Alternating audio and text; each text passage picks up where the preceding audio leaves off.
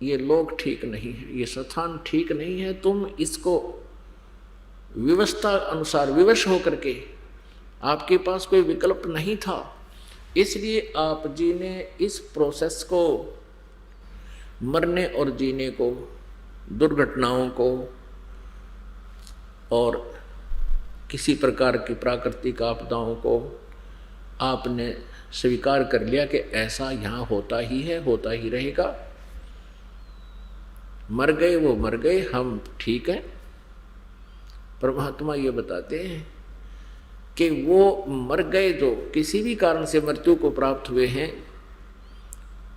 क्या वो भी तो आप ही की तरह रह रहे थे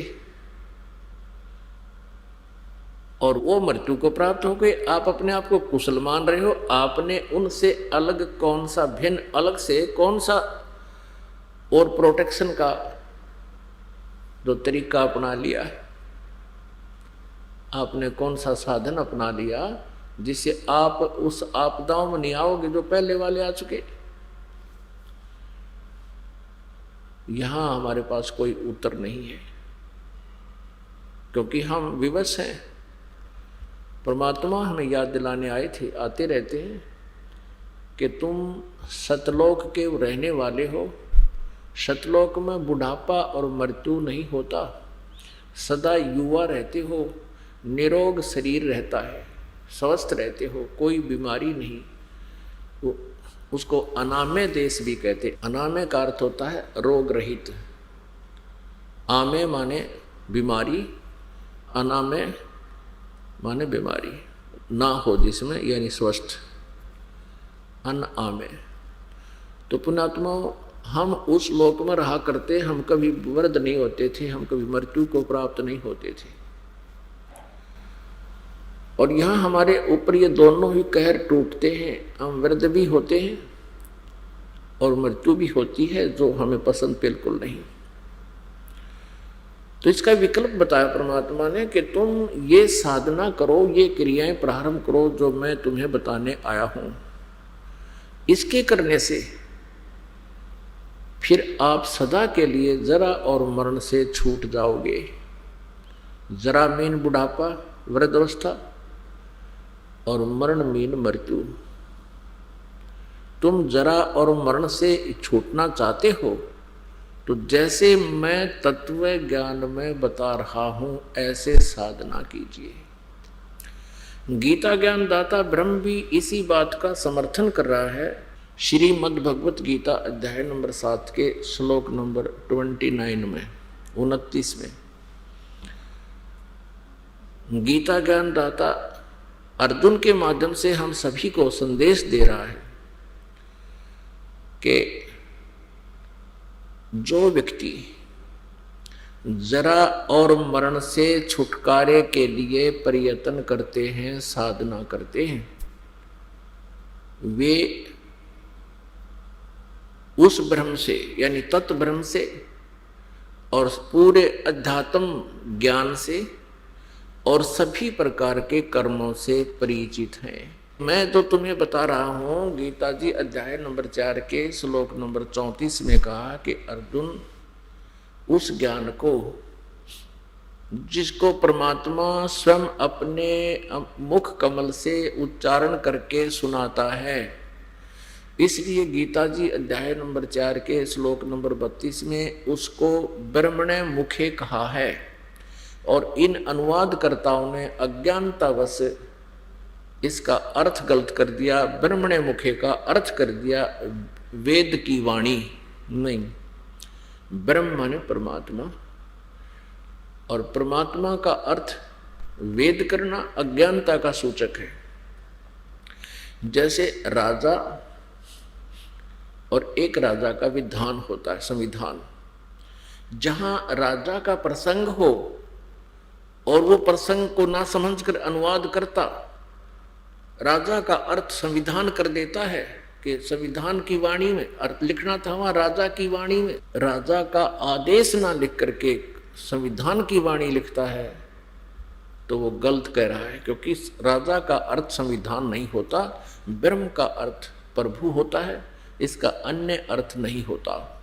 जहां पर इन्होंने अन्य अर्थ किए हैं वो गलत किए हैं, तत्व ज्ञान के अभाव से किए हैं। और जितने भी शब्द कोशों में भी कहीं इन्होंने ऐसी त्रुटि की है तो इन अज्ञानियों के द्वारा किए गए शब्दार्थों से ही उन्होंने रेफरेंस दे रखी।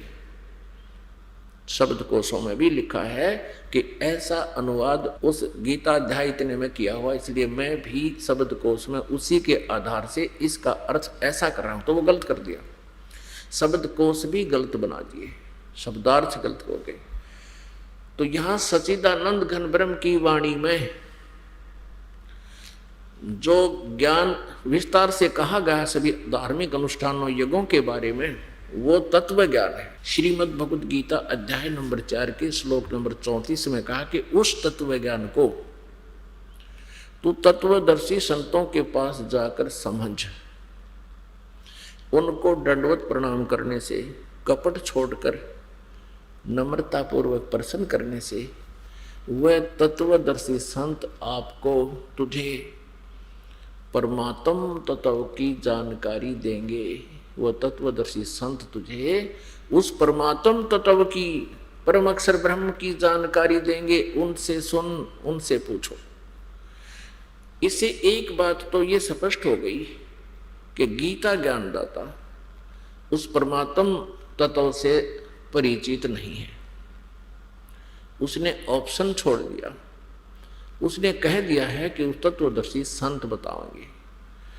तो यहां गीता अध्याय नंबर 8 के श्लोक नंबर 1 में अर्जुन ने पूछा, फिर किम तत्ब्रह्म और किम अध्यात्म और किम कर्म पुरुषोत्तम अधिभूत च अधियज किम प्रोक्तम। उसमें लिखा है कि अर्जुन कहता है फिर वो तत्व ब्रह्म कौन है, वो क्या चीज है तत्व ब्रह्म, और क्या यह जातम है, और वो कर्म क्या है। आगे इसका उत्तर देता है संक्षिप्त में 8वें अध्याय के 3रे श्लोक में कि वो परम अक्षर ब्रह्म है। वो तत्व ब्रह्म कौन है जिसको जानकर फिर प्राणी केवल जरा और मरण से ही छूटने का प्रयत्न करते हैं। 8वें अध्याय के 3रे श्लोक में बताया कि वो परम अक्षर ब्रह्म है, वो गीता ज्ञान दाता से अलग परमेश्वर है। तो गीता अध्याय नंबर 7 के श्लोक नंबर 29 में कहा है गीता ज्ञान दाता ने कि मेरे आश्रित होकर मैं जो तुझे संदेश दे रहा हूं कि तत्वदर्शी संत की खोज कर, दंडवत प्रणाम कर, नम्रता पूर्वक उनसे प्रसन्न करो। फिर वो तत्वदर्शी संत उस सच्चिदानंद घन ब्रह्म की वाणी, उनके मुख से उत्तरित वाणी में जो तत्व ज्ञान है, परमात्म ज्ञान है, उसको बताएंगे। तो मेरे इस ज्ञान को आश्रित करके जो जरा मरण मोक्षाय यतन्ति ते, जो मेरे इस ज्ञान को आधार मानकर तत्वदर्शी संतों के पास चले गए, उनको तत्वदर्शी संत मिल गया, तो वो क्या करते हैं, वे तत्ब्रह्म तथा तत्ब्रह्म से संपूर्ण अध्यात्म से ज्ञान से, आध्यात्मिक ज्ञान से यानी तत्व ज्ञान से और सभी कर्मों से को जानते हैं, जानने वाले हैं, उनको जान चुके। तभी तो वो केवल जरा और मरण से छूटने का ही प्रयत्न कर रहे हैं। तो पुण्यात्मा,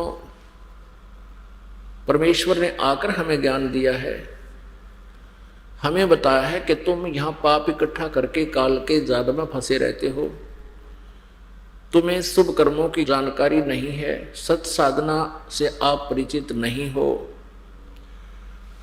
क्योंकि यथार्थ भक्ति मार्ग से यानी पूर्ण परमात्मा परम अक्षर ब्रह्म से उसके पाने की विधि से, सतलोक जाने की विधि से परमेश्वर कबीर जी के अतिरिक्त या उन महापुरुषों को जिनको परमात्मा अपने विधान अनुसार, अपने गुण अनुसार, अपनी महिमा के अनुसार आकर मिलते हैं। जैसे अभी आपने ऋग्वेद मंडल नंबर 9 सूक्त नंबर 86 मंत्र 26-27, ऋग्वेद के ही मंडल 82 मंत्र 1-2, ऋग्वेद मंडल नंबर 9 के ही सूक्त 82 मंत्र 1, 2, 3, ऋग्वेद मंडल नंबर 9 सूक्त 96 के 16 से 21 तक, और ऋग्वेद मंडल नंबर 9 सूक्त 20 मंत्र 1 तक 1 में। इसी प्रकार ऋग्वेद मंडल नंबर 9 सूक्त नंबर 1 मंत्र 8 और 9 में ये स्पष्ट किया है कि वो परमात्मा कैसी लीला करता है। वो अपने तीसरे मुक्ति धाम सतलोक से, अमरधाम से चलकर आता है, वो वहाँ विराजमान है, वहाँ रहता है, अच्छी आत्मा को मिलता है जो श्रेष्ठ आत्मा होती है। जैसे आकाशीय बिजली उसी धातु पर गिरती है जिसमें उसका अट्रैक्शन बनता है, ऐसे ही वो परमात्मा उन पुण्यात्माओं की तरफ खिंचा चला आता है जो अच्छी आत्मा होती है। उनमें से कौन कौन है? आदरणीय धर्मदास साहिब जी, आदरणीय मुरुखदास साहिब जी, आदरणीय नानक साहिब जी, आदरणीय दादू साहिब जी, आदरणीय गरीबदास साहिब जी, आदरणीय गीसा दास साहिब जी खेखड़ा वाले, आदरणीय गरीबदास साहिब जी छुड़ानी वाले हरियाणा वाले, और आदरणीय नामदेव जी। ऐसे महापुरुषों को तो बहुतों को मिले हैं, लेकिन हमारे पास जो प्रमाणित से हैं उनमें से विशेष कर ये आधा दर्जन के करीब तो दास को उनका जानकारी है। इनको तो यथार्थ ज्ञान हुआ प्रभु से, परमेश्वर ने आकर अपने विधान अनुसार, संविधान अनुसार, अपने नियम अनुसार उनसे मिले। जैसे वेद बताते हैं ऐसी लीला मालिक करता, ऐसी ही की उन्होंने। वेद तो इस दास ने अभी देखे हैं 2-4 वर्ष से, और ये लीला 600 वर्ष पहले परमात्मा ने की हुई है, और प्रत्येक युग में उन्होंने की है। वो स्वयं अपना प्रमाण दे रहे हैं अपनी सच्चिदानंद घन ब्रह्म की वाणी में, अर्थात कबीर वाणी में, कि वो परमात्मा ऐसे करता है, वो ऐसे ही उन्होंने किया हुआ है। तो उन महापुरुषों को छोड़कर जिनको परमात्मा विधान अनुसार मिले हैं और जिन्होंने परमेश्वर के ज्ञान को स्वीकारा है, उसके अतिरिक्त कोई भी इस तत्व ज्ञान से, परमात्म ज्ञान से परिचित नहीं है। यहां तक कि श्री ब्रह्मा जी, श्री विष्णु जी, श्री शिव जी, दुर्गा जी, श्री देवी जी और अन्य ऋषि और ब्राह्मण कोई भी परिचित नहीं है इस तत्व ज्ञान से। ये सभी डलेड हो रहे हैं। परमेश्वर अपनी वाणी में कहते हैं, चारों युग में संत पुकारे, कूके कहा हम हेल रे, हीरे माणिक मोती बरसे, ये जग चुगता ढेल रे। सच्चिदानंद घन ब्रह्म की वाणी में, अर्थात कबीर वाणी में, जिसको सूक्ष्म वेद भी कहते हैं, उसमें ये यथार्थ ज्ञान सत साधना लिखी है, और उसमें पूर्ण परमात्मा के पाने की, जरा मरण से छूटने की सब साधना, सब विधि विस्तार से कही गई है। और उस साधना को ना करके, वो साधना तो है हीरे मोती माणिक लाल बहुमूल्य समझो, और ये जग चुगता ढेल रे। ढेल माने कंकर, डले ढेले, डले इकट्ठे कर रहा है, ये कंकर पत्थर इकट्ठी कर रहा है। आन उपासना, जो सच्चिदानंद घन ब्रह्म की वाणी में जो साधना वर्णित है उस तत्व ज्ञान में, उसके अतिरिक्त जो भी साधना, जो भी नाम जाप आप जी कर रहे हो, वो कंकर पत्थर कौड़ी इकट्ठी कर रहे हो, हीरे मोती लाल जान के, ये आपको भूल लगी हुई है। इस भूल को मिटाने के लिए परमात्मा स्वयं आते हैं, कहते हैं, चारों युग में संत पुकारे, कूक कहा हम हेल रे, हीरे माणिक मोती बरसे, ये जग चुगता ढेल रे। अपने आत्मा, बच्चा जब तक किसी कक्षा में पढ़ रहा है तब तक वो अपने सिलेबस को रिपीट करता रहता है।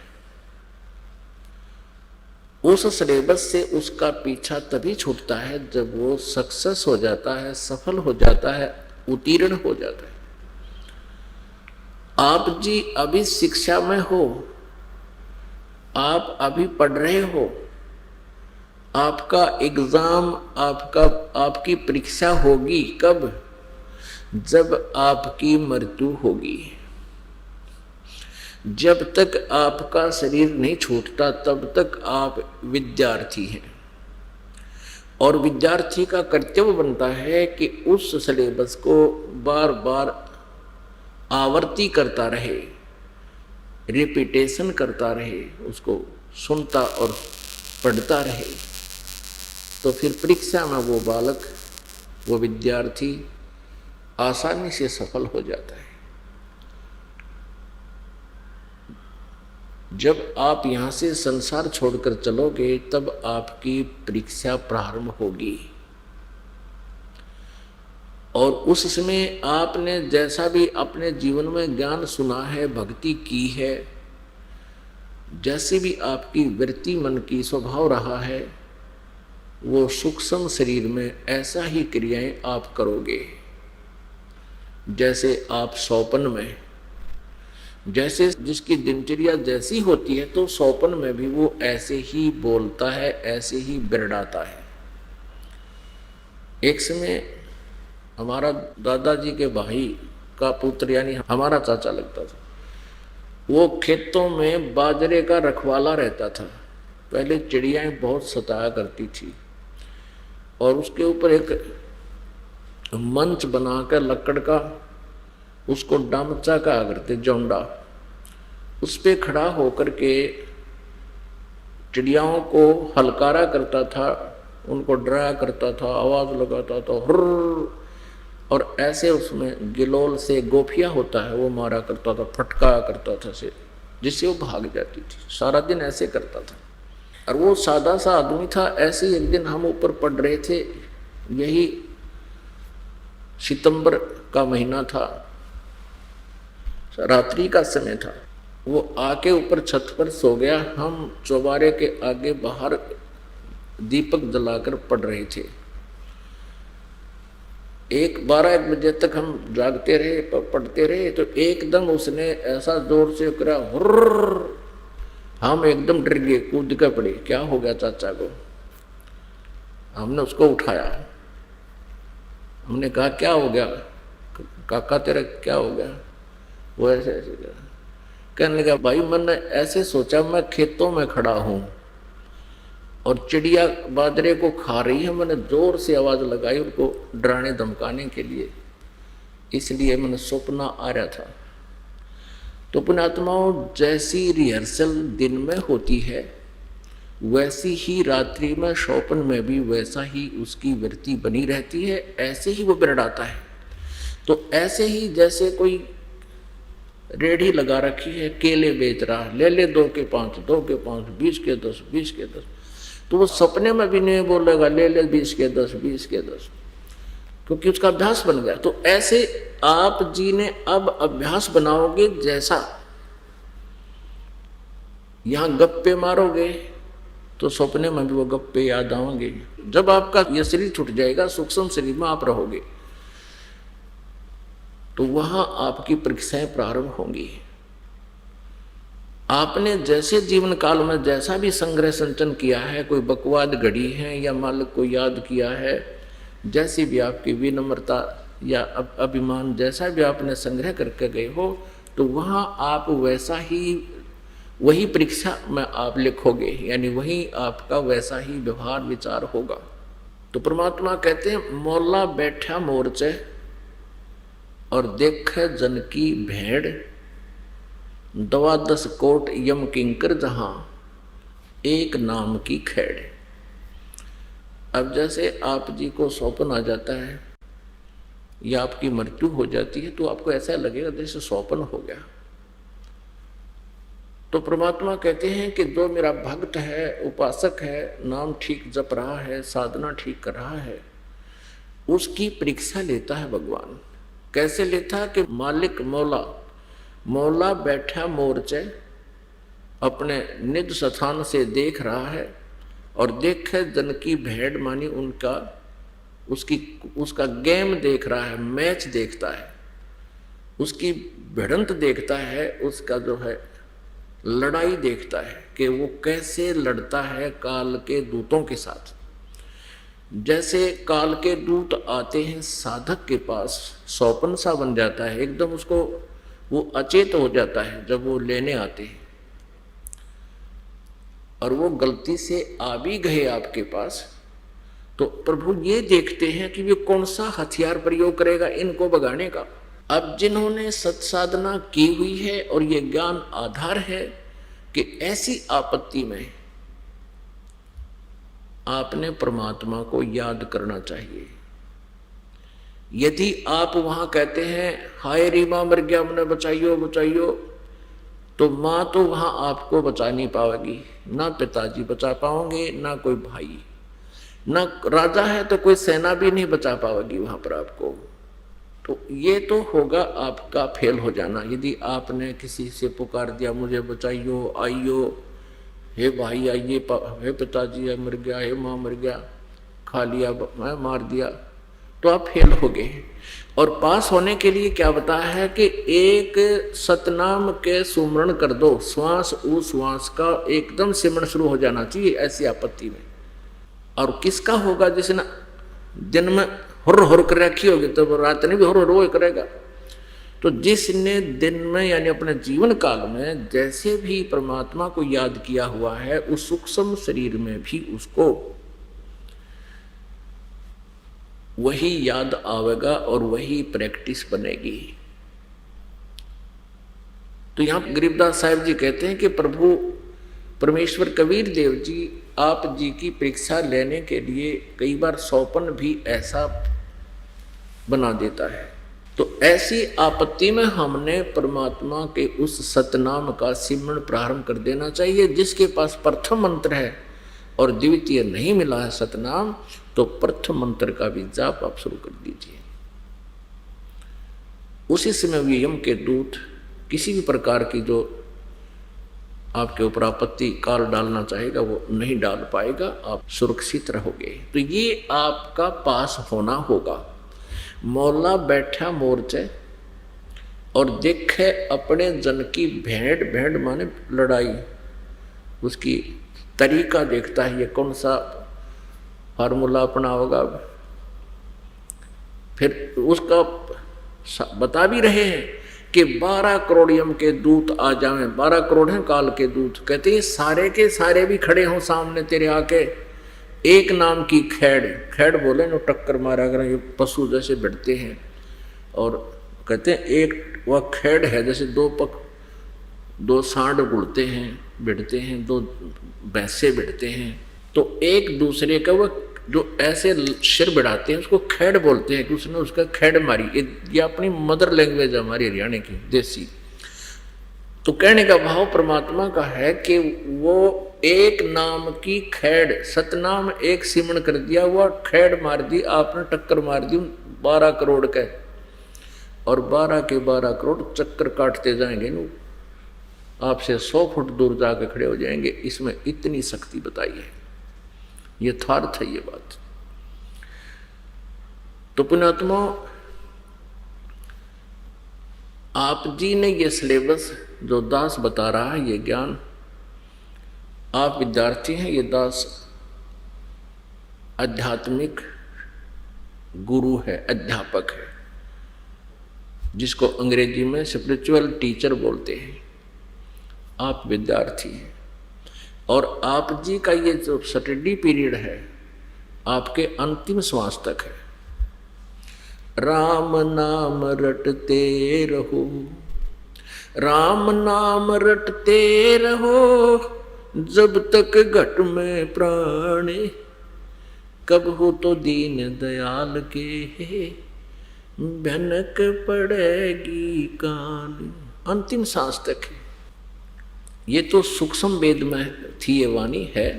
और यजुर्वेद अध्याय नंबर 40 के श्लोक मंत्र नंबर 15 में वायु अनिलम अथ इदम अमृतम भस्मांतम शरीरम ओम कर्तु समर किलवे समर और कर्तुम समर।